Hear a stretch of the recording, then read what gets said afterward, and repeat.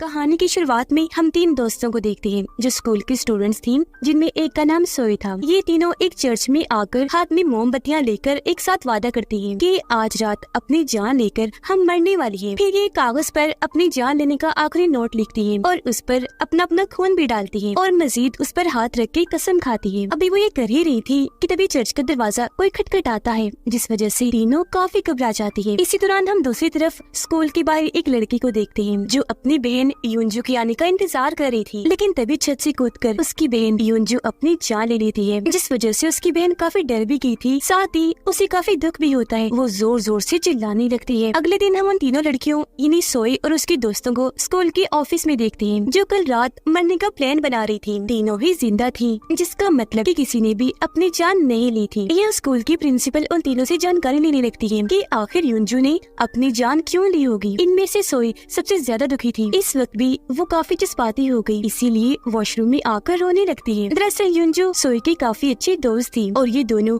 हमेशा साथ में रहा करती थी। इसी बीच हम बाथरूम के बाहर खड़ी युंजू की आत्मा को देख पाती है जो लगातार सोई को ही देखती जा रही थी। वो सोई के पास आकर हाथ लगाकर उसे छूना चाहती थी, आवाज भी लगाती है, पर जब सोई पीछे मुड़कर देखती है तब तक युंजू की आत्मा वहाँ से जा चुकी थी। अब जब सोई क्लास में आती है तो यहाँ कुछ लड़कियाँ उसका रास्ता रोककर उसे परेशान करने लगती है और उससे युंजू की मौत के बारे में पूछने लगती है, लेकिन सोई एकदम चुपचाप खड़ी रहती है, उन्हें कोई जवाब नहीं दे पाती। इतनी ही देर में यहाँ सोई की दोस्त आकर उन लड़कियों को अच्छा खासा सुना देती है और सोई का हाथ पकड़कर उसे यहाँ से ले जाती है। आगे जो वो तीनों यानी सोई और उसकी दोनों दोस्तें जो उसके साथ अपनी जान लेने वाली थी, वो लंच के टाइम लाइन में लगी हुई थी, जहाँ तभी एक बदतमीज लड़की आकर उन्हें फिर से परेशान करने लगती है। वो कहती है कि मुझे लगता है सोई को छुपा रही है और ये युंजू की मौत के बारे में जरूर कुछ जानती है, जो कहकर वो फिर से सोई से सवाल जवाब करने लगती है, जिस पर सोई की दोस्त उसके मुंह पर जोरदार थप्पड़ मारती है और उसे कहती है कि आइंदा के बाद इसे परेशान मत करना, वरना मैं तुम्हारी शिकायत प्रिंसिपल को कर दूंगी। अगले दिन सोई अकेले ही लाइब्रेरी में जाकर जमीन पर बैठी होती है। वो काफी उदास लग रही थी क्योंकि युंजू की मौत की वजह से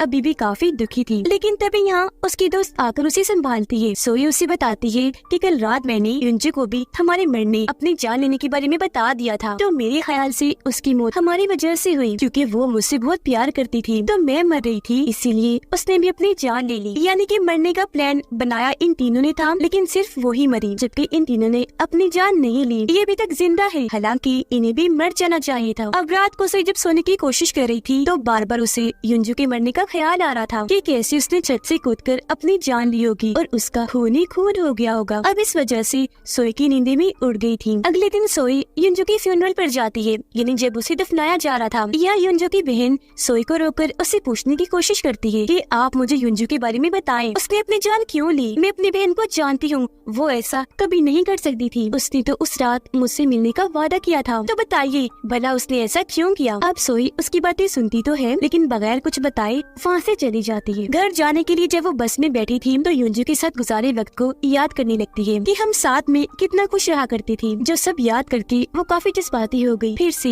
उसकी आंखों में आंसू आ जाते हैं। अगले दिन स्कूल के सारे बच्चे चर्च में युंजू के लिए दुआ करते हैं ताकि उसकी आत्मा को सुकून मिल सके। अब सोई उस जगह के पास जाती है जहाँ पर युंजू ने अपनी जान ली थी। वो यहाँ भी उसकी बातें याद करने लगती है कि हम दोनों एक साथ वक्त गुजार के कितना खुश रहा करती थी। यहाँ हमें उनके पुराने वक्त का एक सीन भी दिखाया जाता है जहाँ इनकी दोस्ती इतनी गहरी थी कि वो हमेशा ये वादा करती थी कि हम हमेशा साथ साथ रहेंगी। ये सोचकर सोई आगे बढ़ ही रही थी कि तभी उसकी दोस्त आकर उसे रोक लेती है, कहने लगी कि हमने यहाँ न आने का वादा किया था, तो फिर तुम यहाँ क्यों आ गई? खैर जो भी है, चलो मेरे साथ, जो कहकर वो सोई को अपने साथ ले जाती है। अब यहाँ छत पर युंजू की आत्मा खड़ी थी जो उन दोनों को जाता हुआ देख रही होती है। अगले दिन सोई जब क्लास में थी तो देखती है कि अचानक उसकी उंगली से खून निकलना शुरू हो गया है, फिर पूरा हाथ ही खून से भर गया, जो देखकर वो काफी डर गई, एकदम चौंक कर आवाज निकालती है, जिस वजह से सारी लड़कियां उसे देखने लगती हैं। अब जब सोई दोबारा से अपना हाथ देखती है तो वहाँ कोई खून नहीं था, जिस वजह से उसे काफी हैरत हुई। क्लास खत्म होने के बाद सोई और उसकी दोस्त जब बाहर जा रही थी तो वहाँ एक शीशे के दरवाजे पर सोई और उसकी दोस्तों के नाम लिखे थे, साथ में ये भी कि ये लड़कियाँ युंजू की मौत के बारे में छुपा रही हैं, उस बारे में ये सारी सच्चाई जानती हैं।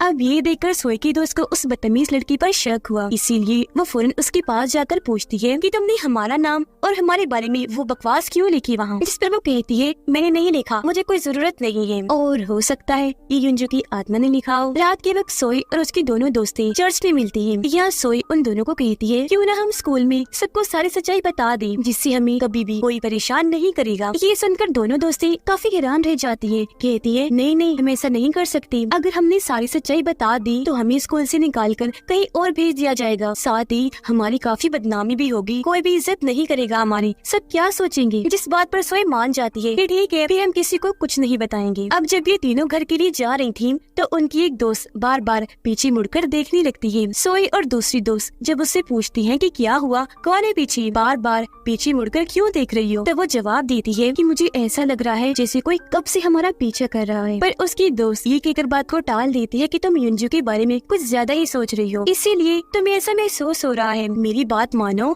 उसे अपने जहन से निकाल दो, इतना मत सोचो उसके बारे में। अब इसी स्कूल की एक और बच्ची बिल्डिंग से कूदकर अपनी जान लेने की कोशिश करती है, क्योंकि उसकी क्लास की लड़कियां उसे बहुत परेशान करती थी, जिस वजह से उसे सुकून पाने के लिए मरने के अलावा और कोई रास्ता दिखाई नहीं दे रहा था। कूदने के लिए उसने जैसे अपने कमरे की खिड़की खोली, अचानक वहाँ आकर युंजू उसे रोक लेती है। साइड में गिराकर पहले उसके मुंह पर थप्पड़ मारती है, फिर उसका गला घोंटकर खुद उसकी जान ले लेती है। अब रात के वक्त सोए की एक दोस्त को उसकी डैड काफी मार रही थी, क्योंकि वो फुल शराब के नशे में थी। अपनी बेटी को इसलिए मार रहे थे क्योंकि उन्हें लग रहा था कि वो ठीक से पढ़ाई नहीं कर रही, क्योंकि पेपर्स में उसके नंबर कम आए थे। उधर सोए की दूसरी दोस्त एक चाबी की मदद से अपनी सारी किताबें फाड़ने लगती है, क्योंकि उसे पता चला था कि इस बार फर्स्ट कोई और आया है। फिर वो चाबी अपने हाथ में पकड़ लेती है। यहाँ हमें पता चला कि ये चाबी उस स्टूडेंट को दी जाती है जो पूरे साल फर्स्ट आता है, पर क्योंकि इस बार फर्स्ट कोई और आया था, इसलिए अगले दिन प्रिंसिपल उसे वो चाबी वापस मांगती है, जिस पर वो कहती है कि प्लीज ये चाबी मेरे पास ही रहने दीजिए। यहाँ हमें पता चला कि इस बार फर्स्ट दरअसल युंजू आई है, जिसकी मौत हो चुकी है। ये जानकर सोए की उस दोस्त को काफी गुस्सा आता है,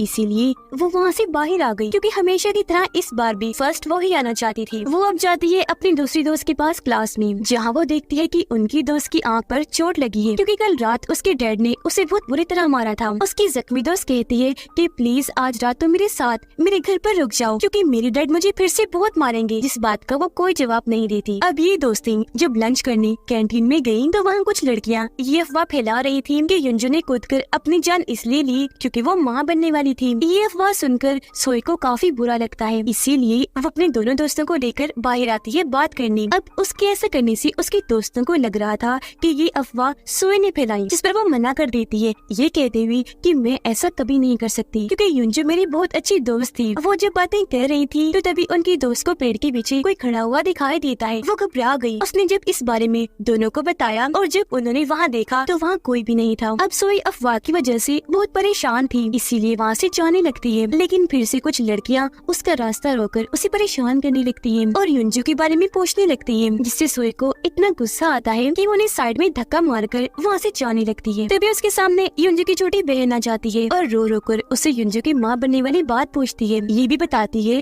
कि मैंने उसका पूरा कमरा चेक किया था, लेकिन वहाँ से मुझे कोई ऐसा सुराग नहीं मिला जो इस बात की तरफ इशारा करता कि युंजू अपनी जान लेने वाली है। सोई इस बार भी उसे कुछ नहीं बताती और वहाँ से चली जाती है। इस वजह से युंजू की बहन काफी दुखी हो गई और फैसला करती है कि अब मैं उस छत पर जाकर खुद ही इस बात का पता लगवाऊंगी कि आखिर मेरी बहन ने अपनी जान क्यों ली। वो जब छत पर गई कोई सुराग ढूंढने तो वहाँ उसे कुछ न मिला, जिस वजह से वो काफी परेशान हो गई।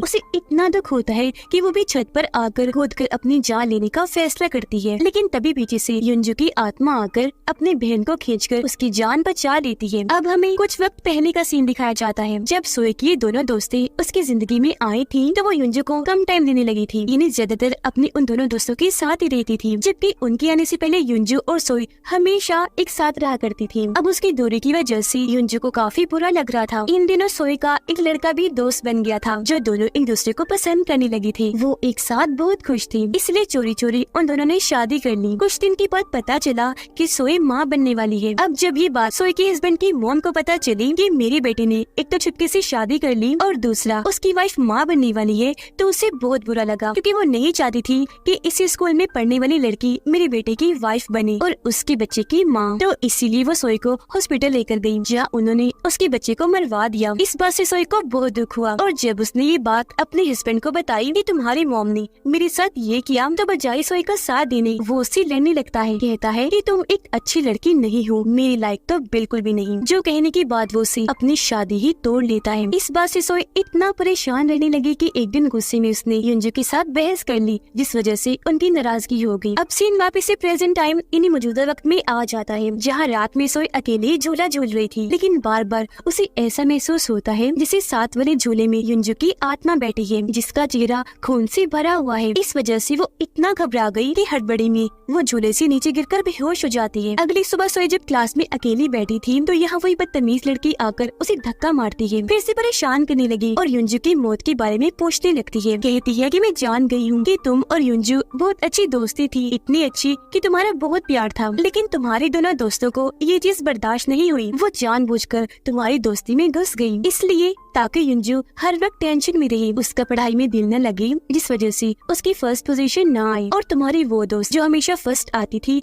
हर बार की तरह वही फर्स्ट आई, तो इसी वजह से तुम ही युंजू की मौत की जिम्मेदार हो। तुम्हारी ये टेंशन लेने से उसने परेशान होकर अपनी जान ली। ये सुनकर सोए को बहुत दुख होता है, इसीलिए वो यहाँ से चली जाती है। उसके जाने के बाद वहाँ युंजू की आत्मा आ जाती है और पीछे से उस लड़की पर हमला करके उसका मुंह पकड़ लेती है, दम घोटकर जान से मारने की कोशिश करने लगती है। असल में युंजू की आत्मा ऐसा इसलिए कर रही थी क्योंकि ये बदतमीज लड़की बार बार सोए को परेशान कर रही थी, ताकि वो इसकी बातों से तंग आकर टेंशन लेकर अपनी जान ले ली। कुछ देर के बाद सोए जब क्लास में वापस आई तो वो लड़की वहाँ से गायब थी, जो देखकर उसे काफी हैरानी हुई। फिर अब स्कूल में ये अफवाह फैल गई थी कि युंजू ने इसलिए अपनी जान ली क्योंकि सोए उसको छोड़कर अपने दोनों दोस्तों के साथ वक्त गुजारने लगी थी। इन सब बातों का सोए पर काफी बुरा असर पड़ता है, वो बहुत दुखी हो गई और बस इसी के बारे में हर वक्त सोचने लगती है। इतना परेशान हो गई थी कि एक खिड़की पर अपना हाथ जोर से देकर मारती है, जिससे वहाँ का कांच टूट जाता है, जबकि सोए के हाथ पर भी काफी गहरी चोट लग गई थी, जिससे उसका खून बहने लगता है। सोए के हस्बैंड की मॉम गाड़ी से कहीं जा रही थी,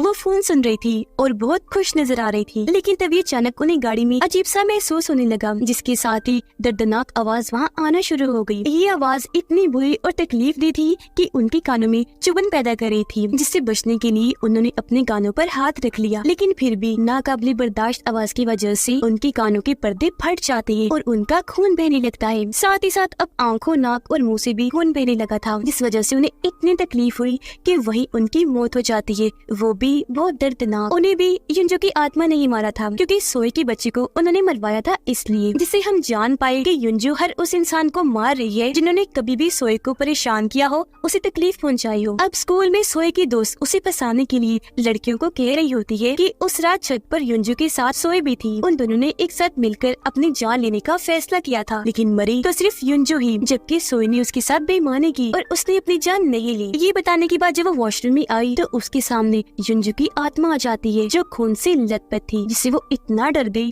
कि पीछे जाके गिरती है। थोड़ी देर के बाद जब वो क्लास में आई तो अपनी दोस्त को इस बारे में बताती है कि मैंने वॉशरूम में युंजू की आत्मा को देखा, वो अब हमें भी नहीं छोड़ेगी। जो सुनकर उसकी दोस्त को यकीन नहीं आता क्योंकि उसे लग रहा था कि ये बस इसका वहम होगा। अब जब वो क्लास से बाहर आई तो उसे फिर से खिड़की के बाहर युंजू की आत्मा दिखाई देती है, जिससे वो इतना घबरा गई कि जोर जोर से चिल्लाने लगती है। उसकी आवाज सुनकर सारे वहाँ आए तो उसने बता दिया कि बाहर युंजू की आत्मा है। अब जब सारे बच्चों ने बाहर देखा तो वहाँ युंजू की आत्मा कहीं भी दिखाई नहीं देती, बस वहाँ युंजू की छोटी बहन ही खड़ी थी। थोड़ी देर के बाद युंजू की छोटी बहन क्लास में आती है सोए से मिलने के लिए। इस बार वो अपनी बहन के बारे में सोए से कोई सवाल नहीं करती, बल्कि उसे रिलैक्स करती है, शांत करने लगी, क्योंकि इस वक्त भी सोए काफी परेशान थी, जिससे हम समझ पाए कि असल में युंजू की आत्मा ने अपनी बहन को सब कुछ सच सच बता दिया था। अब जब सोए की वही दोस्त जिसे बार बार युंजू की आत्मा दिखाई दे रही थी, वो उसकी बहन के बाल पकड़कर उसे पीटने लगती है, क्योंकि उसे लग रहा था कि युंजू की बहन ही बार बार अपनी बहन की आत्मा बनकर मुझे डरा रही है। ये देखकर सोई उन लोगों की लड़ाई छुड़वाकर उन्हें शांत करती है और युंजू की बहन को वहाँ से जाने का कहती है। अब युंजू की बहन वहाँ से जाने के लिए मान तो गई, पर जाते जाते वो सोई की दूसरी दोस्त को कहती है कि अच्छा होगा अगर तुम सारी सच्चाई सबको बता दो, जिस बात से सोई की उस दोस्त को इतना गुस्सा आता है कि वो युंजू की बहन को धक्का मारकर क्लास से बाहर करती है और दरवाजा बंद कर लेती है। अब सोई की वो जख्मी दोस्त जिसे बार बार युंजू की आत्मा नजर आ रही थी,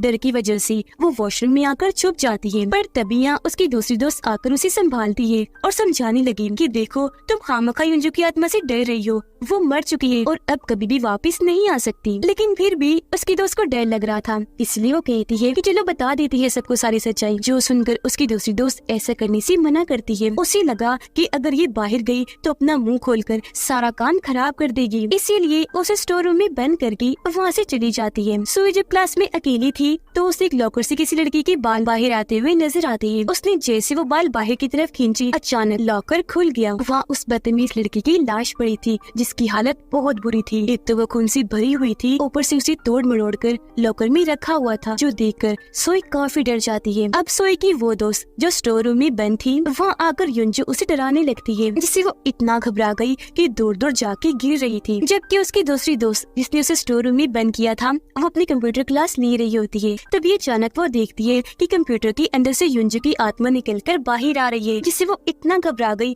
कि वही नीचे गिर जाती है। वो फौरन उठ के खड़ी हुई और अपनी दोस्त को चेक करने स्टोर रूम में आती है, लेकिन उसकी दोस्त वहाँ मिलने की बजाय उसे वॉशरूम में मिलती है। इसके पूछने पर उसने बताया कि मुझे यहाँ युंजू की आत्मा लेकर आई है और अब वो चाहती है कि हम सारी सच्चाई पूरे स्कूल को बता दे, वरना वो हमारे साथ बहुत बुरा करेगी। ये बताने के बाद वो अपनी दोस्त को धक्का देकर स्कूल की छत पर आ जाती है ताकि यहाँ से कूदकर अपनी जान ले सके, क्योंकि इस तरह डर डर कर वो तंग आ गई थी। तभी यहाँ भी उसकी दोस्त आ गई, समझाने लगती है कि देखो पागल मत बनो, क्यों कर रही हो ऐसा। तो वो जवाब देती है क्योंकि इस तरह सच को अपने अंदर दबाकर मैं नहीं रह सकती और मेरी डैड भी मुझसे प्यार नहीं करती, जब दिल चाहे मुझे पीट के रख देती है। सच ना बताने की वजह से युंजू मुझे डराने आ जाती है, इसीलिए अब मेरा मरना ही ठीक है। इतना कहते ही वो दीवार से कूद जाती है और वही मौके पर उसकी मौत हो जाती है। अब उसे ये सब करता सोए ने भी देख लिया था, इसीलिए वो जल्दी से उसके पास आकर उसकी लाश को अपनी गोद में लेकर रोने लगती है। इतनी ही देर में यहाँ बहुत सारे स्टूडेंट्स और टीचर्स आ गई। यहाँ लोगों की भीड़ लग जाती है और क्योंकि इस सब की वजह से सोए सदमे में चली गई थी, इसलिए उसे टीचर संभालती है, जिसके बाद उसे घर भेज दिया जाता है। अब इनकी दूसरी दोस्त दूर से ही खड़ी होकर उसकी लाश को देख रही थी। हालांकि वो उसकी दोस्त थी पर वो उसके पास तक नहीं आती, बल्कि खुश थी क्योंकि उनकी सच्चाई जानने वाली एक लड़की कम हो गई थी। फिर रात के वक्त वो प्रिंसिपल ऑफिस में जाती है ताकि वो चाबी वापस ले सके, जो कि प्रिंसिपल ने उसे वापस ले ली थी। वो चाबी ढूंढ ही रही थी कि तभी अचानक उसके सामने युंजू की बहन आ जाती है। चाबी उसके हाथ में थी, इसे दिखाकर वो कहती है चलो बोलो, सारी सच्चाई बता दो। लेकिन वो कुछ भी नहीं बोलती, उल्टा उसी के सर पर किसी चीज से वार करके उसे बेहोश कर देती है।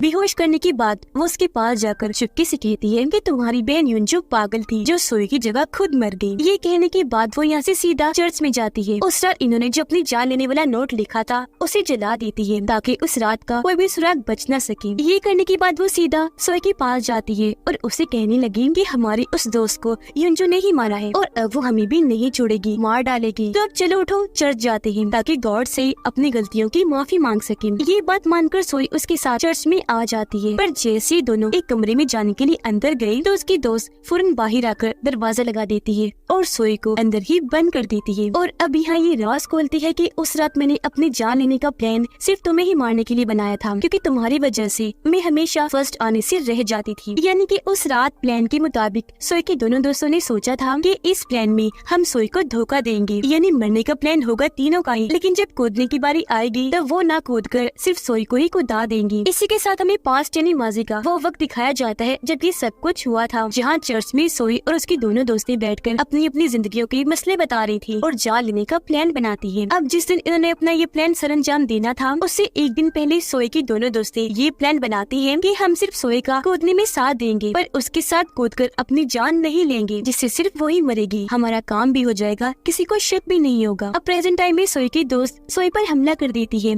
उसका गला घोंटकर जान से मारने की कोशिश करती है, फिर तार उसके गले में लपेट कर फांसी से लटका देती है। ऐसा वो इसलिए कर रही थी ताकि सोई के मरने पर सबको यही लगे कि इसने भी अपनी जान ली, जिससे उस रात वाली सच्चाई को जानने वाली आखिरी सोई भी मारी जाए और किसी को कभी भी उस रात के बारे में नहीं पता चलेगा। पर तभी यहाँ युंजू की बहन आ जाती है। यहाँ हम देख पाते हैं कि युंजू ने उसके जिस्म को पोजेस्ड किया हुआ है, यानी उसे अपने कंट्रोल में कर युंजू उसके अंदर आ गई है। वो यहाँ आते ही अपनी ताकतों से सोई को फांसी से निकाल कर उसकी जान बचा लेती है और अब वो सोई की दोस्त को ही फांसी पर लटका देती है। तार को वो इतनी जोर से खींचती है कि उसका गला दब जाता है, जिससे उसकी मौत हो जाती है। इसके बाद अब हमें वो दिन दिखाया जाता है जिस दिन इन तीनों ने अपनी जान लेनी थी। उनका प्लान रात का था, जबकि सुबह को स्कूल टाइम सोए युंजू को बता देती है कि आज मैं अपनी दोनों दोस्तों के साथ अपनी जान लेने वाली हूँ। ये बताते हुए सोए रो रही थी, पर युंजू उसे शांत करती है, ये कहकर कि तुम मेरी बहुत अच्छी दोस्त हो, मैं तुमसे बहुत प्यार करती हूँ, तुम्हारे बगैर रह नहीं पाऊंगी, तो मैं भी तुम्हारे साथ इस प्लान में शामिल हूँ, आज अपनी जान ले लूंगी। अब इस रात जब वो तीनों अपनी जान लेने का वादा कर रही थी, तो तभी किसी ने चर्च का दरवाजा खटखटाया था, और ये वही सीन था जो हमने शुरुआत में देखा था। उस वक्त हमें ये दिखाया नहीं गया कि उस वक्त दरवाजे पर कौन था, तो अब हम यहाँ जान पाए